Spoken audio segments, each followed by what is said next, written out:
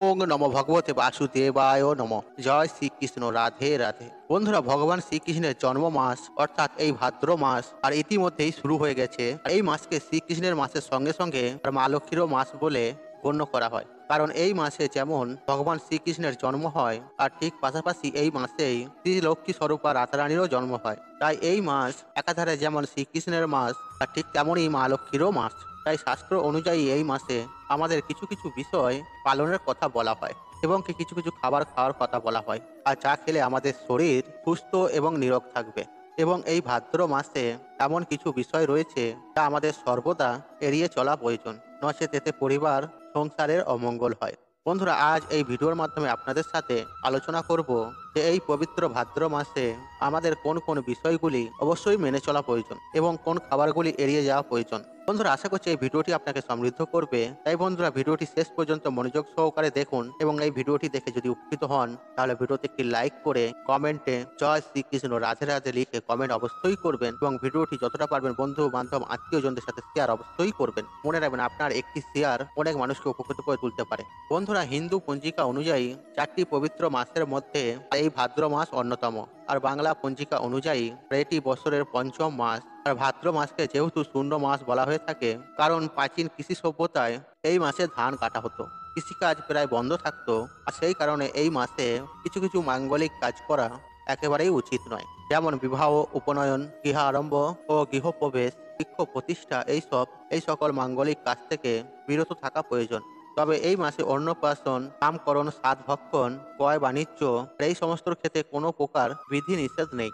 বন্ধুরা, ভাদ্র মাসে প্রকৃতিতে যে ফলটি সব থেকে বেশি পাওয়া যায় আর সেটি আমরা সকলেই জানি, আর সেটি হলো তাল।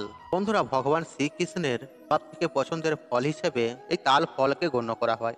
আর বলা হয়, যদি জন্মাষ্টমীতে তালের তৈরি কোনো দ্রব্য ভগবান শ্রীকৃষ্ণের উদ্দেশ্যে ভোগ হিসেবে না নিবেদন করা হয় তাহলে জন্মাষ্টমী অসম্পূর্ণ থেকে যায়। তবে বন্ধুরা, এই বিষয়টি ভালো করে দেখবেন, আর প্রকৃতিতে কেবলমাত্রই এই সময়েই তাল পাওয়া যায়।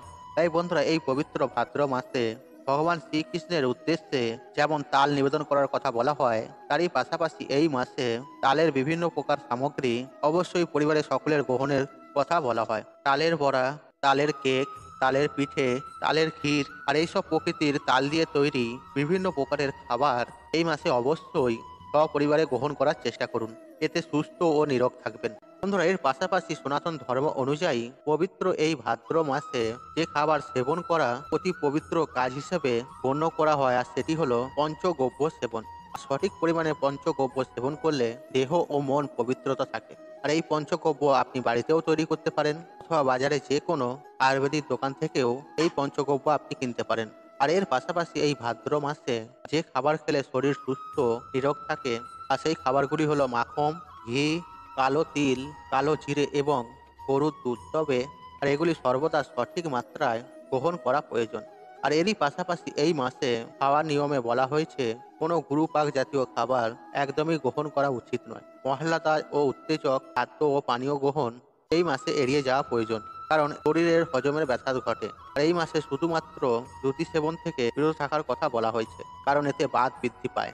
পবিত্র ভাদ্র মাস যেহেতু আধ্যাত্মিক সাধনার জন্য একটি অত্যন্ত গুরুত্বপূর্ণ মাস, তাই এই মাস বিশেষ করে তীর্থযাত্রার জন্য অত্যন্ত শুভ। তাই যদি সম্ভব হয় কোনো একটি তীর্থস্থানে এই মাসে আপনি ঘুরে আসতে পারেন। আর পবিত্র এই ভাদ্র মাসে ভগবান শ্রীকৃষ্ণ জন্মগ্রহণ করেছিলেন এবং তারই সঙ্গে শ্রী রাধারানীও জন্মগ্রহণ করেছিলেন। আর সেই কারণে এই ভাদ্র মাসে যদি জন্মাষ্টমী এবং রাধা অষ্টমী আর এই দুটি যদি ব্রত পালন করতে পারেন, আর সেটি গৃহের পক্ষে অত্যন্ত শুভ। এবং এরই সঙ্গে এই মাসে অন্যতম একটি প্রধান উৎসব হলো গণেশ চতুর্থী। তাই এই মাসে গণেশ চতুর্থীর দিন বাড়িতে গণেশ পূজা করা অতি শুভ হিসেবে গণ্য করা হয়।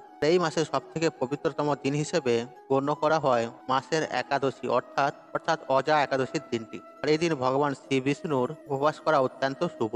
তবে এই দিন অন্ন গ্রহণ নিষিদ্ধ। আর ভাদ্র মাসকে যেহেতু মা লক্ষ্মীর মাস বলা হয়ে থাকে, তাই এই মাসে প্রত্যেক বৃহস্পতিবার দিন লক্ষ্মী পূজা করলে মা লক্ষ্মী অত্যন্ত প্রসন্ন হন।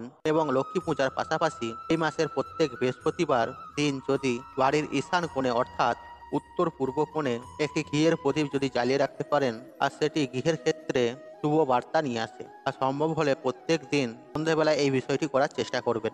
আর তা না হলে অন্তত বৃহস্পতিবার দিন সন্ধ্যা আরতির সময় এই বিষয়টি করার চেষ্টা করবেন। আর কথিত রয়েছে ভাদ্র মাসে যদি আপনি কাউকে চাল ধার দেন বা কারো কাছ থেকে ধার নেন, অন্তত একটি টাকার মাধ্যমে হলেও এই বিষয়টি করার চেষ্টা করবেন। সম্পূর্ণ ধার বাকি এই মাসে করা একেবারেই উচিত নয়।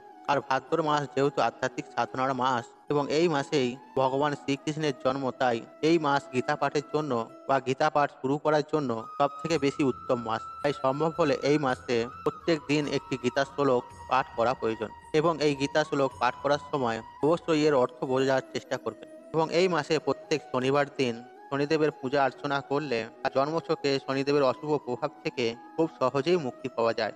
এই মাস যেহেতু ভগবান শ্রীকৃষ্ণের জন্ম মাস, ভগবান শ্রীকৃষ্ণ যদি আপনার আরাধ্য দেবতা হয়, তাহলে এই মাসে প্রত্যেক দিনই ভগবান শ্রীকৃষ্ণের নাম অবশ্যই স্মরণ করা প্রয়োজন। তাই বন্ধুরা, যখনই সময় পাবেন এই মাসে মুখে কৃষ্ণ নাম নিয়ে আসবেন, দেখবেন দুঃখ কষ্ট দূর হয়ে মনের মধ্যে এক অপার শান্তি অনুভব করছেন। তাই বন্ধুরা, আপনারা প্রত্যেক দিন সকালে ঘুম থেকে উঠে বিছানাতে বসে কিছুক্ষণ কৃষ্ণর নাম জপ করে নেবেন। এছাড়াও ভূমিতে পা দেওয়ার আগে ভূমাতার কাছেও ক্ষমা পাঠ করে নেবেন এবং ভূমাতাকে প্রণাম যাপন করে নেবেন। আপনারা যদি এই ভাদ্র মাস চলাকালীন এই সমস্ত উপায়গুলি করে চলতে পারেন, তাহলে দেখবেন জীবনেতে আপনাদের এক অপার সুখ শান্তি আসবে। এছাড়াও বন্ধুরা, এই ভাদ্র মাসে বৃহস্পতিবার দিন আপনারা ঘর পরিষ্কার পরিচ্ছন্ন করে ঘরের সদর দরজায় আলপনা অঙ্কন করবেন। এছাড়াও মা লক্ষ্মীর পূজা অর্চনা করবেন, পাঁচালি পাঠ করবেন। পাঁচালি পাঠ না করতে পারলেও কত কথা শ্রবণ করবেন, পাঁচালি শ্রবণ করবেন। দেখবেন এতেও মা লক্ষ্মী অত্যন্ত খুশি হবেন এবং আপনার ঘরে মা লক্ষ্মী প্রতিষ্ঠান করবেন। এই ভাদ্র মাসকে ভক্তি মাস হিসেবে গণ্য করা হয়। আর আপনারা যতটা পারবেন শ্রীকৃষ্ণের রাধারানীর নাম জপ করবেন। আপনারা হরে কৃষ্ণ মন্ত্রও জপ করতে পারেন এবং কৃষ্ণ মন্ত্র যে কোনো আপনারা জপ করতে পারেন। দেখবেন আপনাদের জীবনে দুর্ভাগ্য দূর হয়ে সৌভাগ্যর উদয় ঘটবে। বন্ধুরা, আশা করছি এই ভিডিওটি আপনাদের ভালো লেগেছে। তাহলে ভিডিওতে একটি লাইক করুন, একটি কমেন্ট করুন, শেয়ার করুন এবং বন্ধু বান্ধব আত্মীয় জনদের সাথে শেয়ার অবশ্যই করুন। মনে রাখবেন, আপনার একটি শেয়ার অনেক মানুষকে উপকৃত করে তুলতে পারে। আপনি যদি আমার চ্যানেলে নতুন হয়ে থাকেন, তাহলে চ্যানেলটি অবশ্যই সাবস্ক্রাইব করুন এবং পাশে থাকা অন রাখুন। কারণ নিত্য নতুন ভিডিও সবার আগে দেখার জন্য ঈশ্বর আপনার মঙ্গল করুক। আপনি সুস্থ থাকুন, নিরোগ থাকুন, আপনাদের মঙ্গলময় হোক। হরে কৃষ্ণ কৃষ্ণ কৃষ্ণ হরে হরে।